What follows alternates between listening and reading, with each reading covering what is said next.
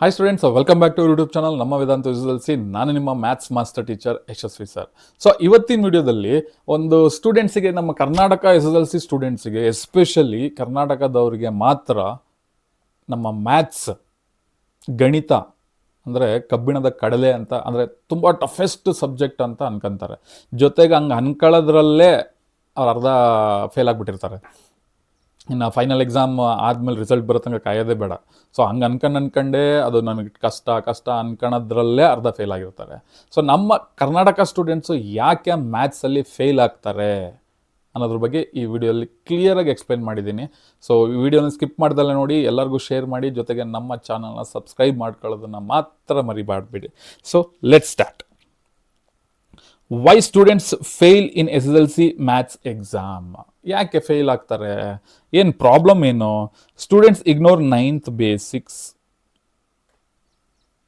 ನೈನ್ತಲ್ಲಿ ಕಲಿಯುವಂಥ maths concept ಇದೆಯಲ್ಲ, ಬೇರೆ ಸಬ್ಜೆಕ್ಟ್ ಬಗ್ಗೆ ನಾನು ಹೇಳ್ತಾ ಇಲ್ಲ, ಪ್ಯೂರ್ಲಿ ಮ್ಯಾಥ್ಸ್ ಬಗ್ಗೆ. ಸೊ ಮ್ಯಾಥ್ಸ್ ಕಾನ್ಸೆಪ್ಟ್ಸ್ ನೈನ್ತಲ್ಲಿ ಕಲ್ತಿರೋದು ಬೇಸಿಕ್ಸ್. 10th ಕಂಟಿನ್ಯೂಷನ್ ಇರುತ್ತೆ ಎಷ್ಟೋ ಚಾಪ್ಟರ್ಸು, ಆಮೇಲೆ 10th ಹೊಸ ಚಾಪ್ಟರ್ಸು ಸ್ಟಾರ್ಟ್ ಆಗಿದೆ. 9th ಓದಿರೋದು ಏನು ಓದಿರ್ತೀರಾ ಅಂದರೆ ಯಾವ್ಯಾವ ಚಾಪ್ಟರ್ ಅನ್ನೋದು ನಾನು ಹೇಳ್ತೀನಿ. ಮೇಯ್ನ್ಲಿ ಟ್ರಿಗ್ನೋಮೆಟ್ರಿ 9th ಓದಿರೋಲ್ಲ, ಇವಾಗ ಓದ್ತೀರಾ 10th, ಓಕೆನಾ? ಬಟ್ ಮಿಕ್ಕಿದ್ದೆಲ್ಲದು ಕೆಲವೊಂದು ಬೇಸಿಕ್ಸ್ ಇರುತ್ತೆ. ಅಲ್ಲಿ ನೀವು ಬೇಸಿಕ್ಸ್ ಸ್ಟ್ರಾಂಗ್ ಮಾಡ್ಕೊಂಡಿದ್ದೆ ಆದರೆ 10th ನಿಮಗೆ ಈಸಿ ಆಗುತ್ತೆ. ನಿಮಗೆ ಸುಮ್ಮನೆ ಆಟ ಆಡ್ಕೊಂಡು 9th ಹೆಂಗೋ ಅದು ಇದು ಅಂತ ಬಾಯಟ್ ಹೊಡ್ಕೊಂಡು ಹೆಂಗೋ ಮಾಡ್ಕೊಂಡು ಬರ್ಕೊಂಡು ನೀವು ಮ್ಯಾಥ್ಸ್ನೂ ಬಾಯಟ್ ಹೊಡೆಯೋ ಭೂಪ್ರಿದ್ದಾರೆ ನಮ್ಮ ಕರ್ನಾಟಕ ಮಕ್ಕಳಲ್ಲಿ. ಸೊ ಅವ್ರಿಗೆ ಹೇಳ್ತಾ ಇರೋದು ಅಂದರೆ ಅದು ತಪ್ಪು ಅಂತ ಹೇಳಲ್ಲ, ಅವರಿಗೆ ಸರಿಯಾದ ತಿಳುವಳಿಕೆ ಹೇಳಿರಲ್ಲ ಮ್ಯಾಥ್ಸ್ ಹೆಂಗೆ ಪ್ರಿಪೇರ್ ಆಗಬೇಕು ಅಂತ. ಕೆಲವರು ಮೊದಲಿಂದನೂ ಹಂಗೆ ಮಾಡ್ಕೊಂಬಂದಿರ್ತಾರೆ, ಬಟ್ ಅದಕ್ಕೆ ಇಲ್ಲ ನೀನು ತಪ್ಪು, ಮ್ಯಾಥ್ಸ್ನ ಬಾಯಟ್ ಹೊಡಿಬಾರ್ದು ಅಂತ ಕೆಲವ್ರು ಹೇಳಿರಲ್ಲ. ಬಟ್ ಕೆಲವ್ರು ಹೇಳಿದ್ರು ಅದನ್ನು ನಾನು ಬಾಯಟೇ ಹೊಡಿತೀನಿ ಅಂತ ಕೆಲವ್ರ ಮಕ್ಕಳು ಅದನ್ನು ಮಾಡ್ಕೊಬಂದಿರ್ತಾರೆ. ಅದು 10th ಆಗಲ್ಲ ಹಂಗೆ. ಯಾಕಂದರೆ 9th ತನಕ ನಿಮ್ಮ ಸ್ಕೂಲ್ ಟೀಚರ್ಸೇ ಕರೆಕ್ಷನ್ ಮಾಡೋದು, ಅದು ಹೆಂಗೋ ಆಗಿಬಿಡುತ್ತೆ. ಬಟ್ 10th ನಿಮ್ಮ ಪೇಪರ್ ಯಾರು ಕರೆಕ್ಷನ್ ಮಾಡ್ತಾರೆ, ಎಲ್ಲಿ ಕರೆಕ್ಷನ್ ಮಾಡ್ತಾರೆ, ಯಾವ ಡಿಸ್ಟಿಕ್ಕವ್ರು ಬರ್ತಾರೆ, ಅದೇನೂ ಗೊತ್ತಿರಲ್ಲ ಅವ್ರಿಗೂ. ನೀವು ಯಾರು ಯಾವ ಡಿಸ್ಟಿಕ್ ಅವರು ಅಂತ ವ್ಯಾಲ್ಯೂಯೇಷನ್ ಮಾಡೋರಿಗೂ ಗೊತ್ತಿರಲ್ಲ, ಓಕೆನಾ? ಸೊ 9th ಬೇಸಿಕ್ಸ್ ಅರ್ಥ ಮಾಡ್ಕೊಳ್ಳಿ. ಅದು ಅರ್ಥ ಮಾಡ್ಕೊಂಡ್ರೆ 10th. ಯಾಕೆಂದರೆ 10th ನಿಮಗೆ ಪಾಠ ಮಾಡುವಾಗ ಸ್ಕೂಲಲ್ಲಿ ನಿಮಗೆ ಬೇಸಿಕ್ಸ್ ಹೇಳ್ತಾ ಕೂತ್ಕೊಳ್ಳಲ್ಲ. ಯಾಕಂದರೆ ಅದೇ ಟೀಚರ್ಸ್ ನಿಮಗೆ 9th ಪಾಠ ಮಾಡಿರ್ತಾರೆ, ಓಕೆನಾ? ಸೊ ಅದು ಬೇಸಿಕ್ಸ್ ಅರ್ಥ ಆಗಿರುತ್ತೆ ಅಂದ್ಕೊಂಡು ಬೇಗ ಹೋಗ್ತಾರೆ. ಯಾಕೆಂದರೆ ಅವ್ರಿಗೆ ಒಂದು ಸಿಲೆಬಸ್ ಕಂಪ್ಲೀಟ್ ಮಾಡಬೇಕು, ಎಲ್ಲ ಥರದ ಪ್ರಾಬ್ಲಮ್ಸ್ಗಳನ್ನ ಮಾಡಿಸ್ಬೇಕು, ಆ ಪ್ರೆಷರ್ ಇರುತ್ತೆ. ಸೊ ಹಾಗಾಗಿ ಬೇಸಿಕ್ಸ್ನ ಹೇಳ್ತಾ ಕೂತ್ಕೊಳ್ಳೋಕ್ಕಾಗಲ್ಲ. ಯಾಕಂದರೆ ನಿಮಗೆ ಕ್ಲಾಸಲ್ಲಿ ಸಿಗೋದು ಒಂದು 45 ನಿಮಿಷ, 1 hour ಒಂದು ದಿನಕ್ಕೆ. ಸೊ ಅದರಲ್ಲಿ ನಿಮಗೆ ಎಲ್ಲ ಮಾಡ್ಕೊಂಡು ಹೋದರೆ, ನಿಮಗೆ ಬೇಸಿಕ್ಸಿಂದ ಹೇಳ್ಕೊಂಡು ಹೋದರೆ ಒಂದು ಚಾಪ್ಟರ್ ಮುಗ್ಸೋಕ್ಕೆ ಅವ್ರಿಗೆ 1 ತಿಂಗಳು ಬೇಕಾಗುತ್ತೆ. ಆಮೇಲೆ ಅದಕ್ಕೆ ಆ ಥರ ಮಾಡಲ್ಲ. ಬಟ್ ನೀವು ರಜದಲ್ಲಿ 9th ಓದಿಲ್ವಾ, ಬಿಟಾಕಿ 9th ಎಕ್ಸಾಮ್ ಹೆಂಗೋ ಪಾಸ್ ಆಗಿ 10th ಶಿಫ್ಟ್ ಆಗಿದ್ದೀರಾ, 2027 SSLC ಎಕ್ಸಾಮ್ ಬರೀತೀರಾ. ಬಟ್ 9th ನೀವು ಓದಿಲ್ದೇ ಇರೋದನ್ನು ಈಗ ರಜದಲ್ಲಿ ಕೂತ್ಕೊಂಡು ಬೇಸಿಕ್ಸ್ ಪ್ರಿಪೇರ್ ಆಗಿ. ಸೊ ಆ ಬೇಸಿಕ್ಸ್ನ ನೀವು ನೆಗ್ಲೆಕ್ಟ್ ಮಾಡೋಕ್ಕೆ ಹೋಗ್ಬೇಡಿ. ಸೊ ಬೇಸಿಕ್ಸ್ನ ನೆಗ್ಲೆಕ್ಟ್ ಮಾಡಿ ಜಂಪ್ ಇಂಟು 10th ಡೈರೆಕ್ಟ್ಲಿ. ಇದೇ ಪ್ರಾಬ್ಲಮ್ಮು, ಇದೇ ಮೇಯ್ನ್ ರೀಸನ್ನು ನೀವು ಕರ್ನಾಟಕ SSLC ಮಕ್ಕಳಲ್ಲಿ ತುಂಬ ಜನ 10th ಫೇಲ್ ಆಗೋದು, ಓಕೆನಾ? ಸೊ ಬೇಸಿಕ್ಸೇ ಗೊತ್ತಿರಲ್ಲ ನಿಮಗೆ. ಆಮೇಲೆ ಕ್ಲಾಸಲ್ಲಿ ಪ್ರಾಬ್ಲಮ್ ಸ್ಟಾರ್ಟ್ ಮಾಡಿದಾಗ 10th ಸೊ ನಿಮಗೆ ಕಷ್ಟ ಅಂತ ಸ್ಟಾರ್ಟ್ ಆಗಿಬಿಡುತ್ತೆ. ಸೊ ಇದು ಒಂದನ್ನು ಅವಾಯ್ಡ್ ಮಾಡಿ. ಬೇಸಿಕ್ಸ್ ಅರ್ಥ ಮಾಡ್ಕೊಳ್ಳಿ. ನಿಮಗೆ 10th ಪ್ರಾಬ್ಲಮ್ಸ್ ಮಾಡಿಸುವಾಗ ಅದು ತುಂಬ ಈಸಿ ಅನಿಸುತ್ತೆ. ಸೊ ಬೇಸಿಕ್ಸ್ ಅರ್ಥ ಆಗಲಿಲ್ಲ ಅಂದರೆ 10th ಪ್ರಾಬ್ಲಮ್ ಮಾಡಿಸುವಾಗ ಕ್ಲಾಸಲ್ಲಿ ನಿಮಗೆ ಏನು ತಲೆ ಬುಡ ಅರ್ಥ ಆಗಲ್ಲ. ಸೊ ಆವಾಗಲೇ ಫಸ್ಟ್ ಕ್ಲಾಸಲ್ಲೇ ನಿಮಗೆ ಭಯ ಹುಟ್ಬಿಡುತ್ತೆ, ಇದು ಯಾಕೋ ಕಷ್ಟ ಆಯಿತು, ಕಷ್ಟ ಆಗ್ತಾಯಿದೆ, ಮ್ಯಾಥ್ಸ್ ನನಗೆ ಕಷ್ಟ, ಆ ಥರ ಮಾಡ್ಕೊಳಕ್ಕೆ ಹೋಗ್ಬೇಡಿ, ಓಕೆ? ಈ ಥರ ಮಾಡೋದ್ರಿಂದ ಏನು ತಪ್ಪಾಗೋದು ಗೊತ್ತಾ? Don't understand triangles, algebra, geometry, ಇದು ಯಾವುದು ನಿಮಗೆ ಅರ್ಥ ಆಗಲ್ಲ ಬೇಸಿಕ್ಸ್ ಅರ್ಥ ಮಾಡ್ಕೊಳ್ಳಿಲ್ಲ ಅಂದರೆ. ದಟ್ಸ್ ವೈ ಮೆನಿ ಕರ್ನಾಟಕ ಸ್ಟೂಡೆಂಟ್ಸೇ 10th ಮ್ಯಾಥ್ಸ್ ಈಸ್ ಡಿಫಿಕಲ್ಟ್. ಇದಕ್ಕೆ 10th ಮ್ಯಾಥ್ಸು ಡಿಫಿಕಲ್ಟ್ ಅಂತ ತುಂಬ ಜನ ಹೇಳ್ತಾರೆ ಸ್ಟೂಡೆಂಟ್ಸ್ಗಳು, ಓಕೆನಾ? ಸೊ ಆ ಥರ ನೀವು ಕಷ್ಟಕ್ಕೆ ಸಿಗಾಕೊಂಬೇಡಿ.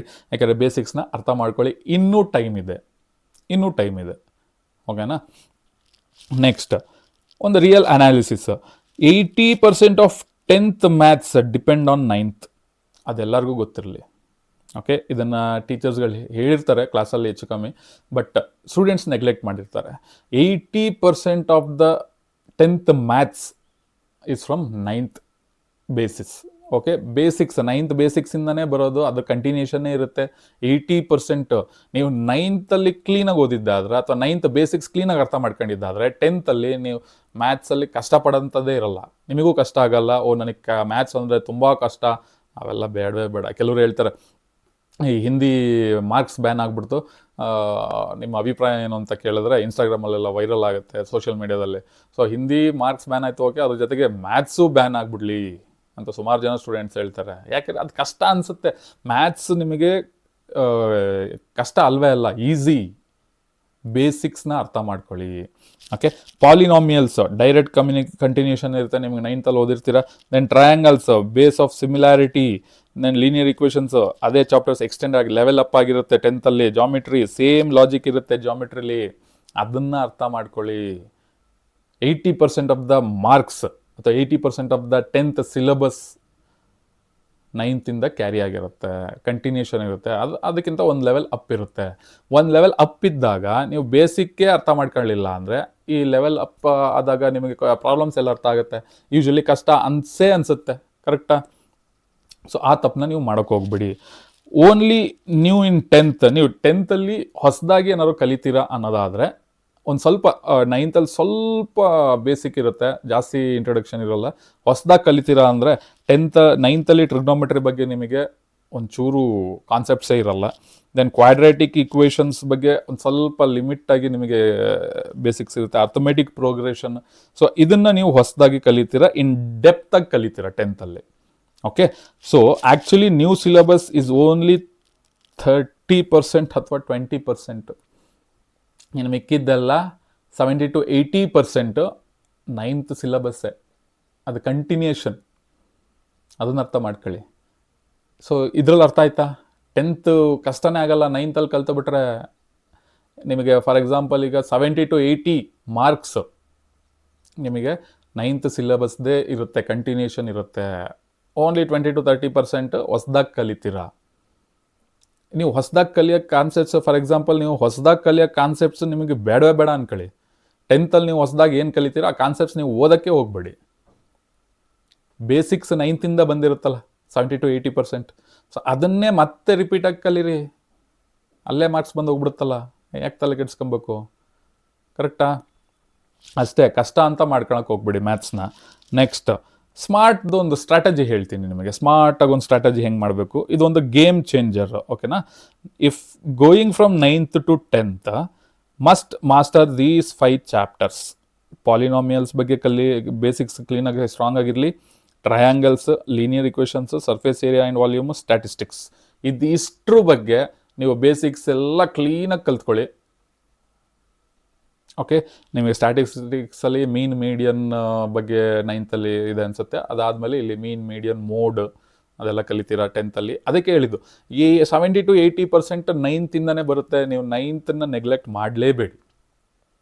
ನೀವು 9th ನೆಗ್ಲೆಕ್ಟ್ ಮಾಡಿ 10th ಬಂದಾಗ ತುಂಬ ಕಷ್ಟಪಡ್ತೀರಾ. ಅದ್ರ ಬದಲು 9th ಕ್ಲೀನಾಗಿ ಬೇಸಿಕ್ಸ್ ಪ್ರಿಪೇರ್ ಆಗಿಬಿಟ್ರೆ ನೀವು ಆಟ ಆಡ್ಕೊಂಡು ಮಾರ್ಕ್ಸ್ ತೆಗಿಬೋದು 10th ಮ್ಯಾಥ್ಸ್.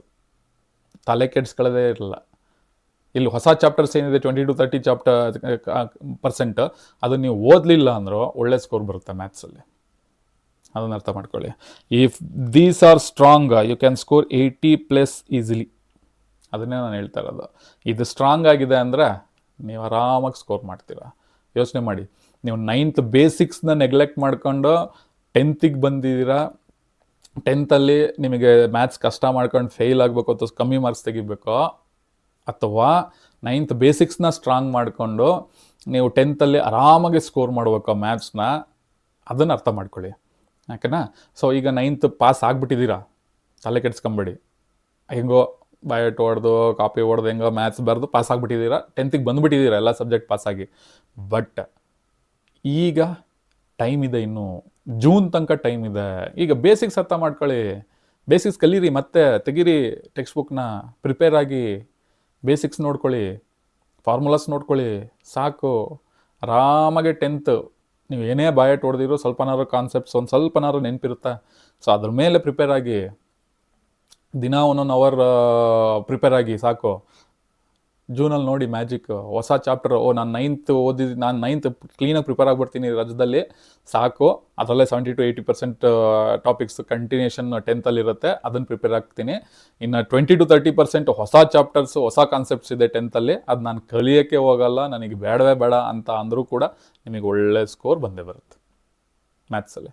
ಸೊ ಇದನ್ನು ಕ್ಲೀನಾಗಿ ಅರ್ಥ ಮಾಡ್ಕೊಳ್ಳಿ ಸಾಕು, ಈ ವಿಡಿಯೋದಲ್ಲಿ ಎಕ್ಸ್ಪ್ಲೈನ್ ಮಾಡಿರೋದನ್ನು. ಓಕೆನಾ? ಮ್ಯಾಥ್ಸ್ ಕಷ್ಟ ಆಗೋದೇ ಇಲ್ಲ, ತಲೆನೇ ಕೆಡಿಸ್ಕೊಳಕ್ಕೆ ಹೋಗ್ಬೇಡಿ. ಓಕೆ, ಮತ್ತೆ ಇನ್ನೊಂದು ಇನ್ಫಾರ್ಮೇಟಿವ್ ವಿಡಿಯೋ ನಮ್ಮ ಕರ್ನಾಟಕ SSLC ಮಕ್ಕಳಿಗೋಸ್ಕರ ತೊಗೊಂಬರ್ತೀನಿ. ಟಿಲ್ ದೆನ್ ಟೇಕ್ ಕೇರ್, ಬಾಯ್ ಬಾಯ್.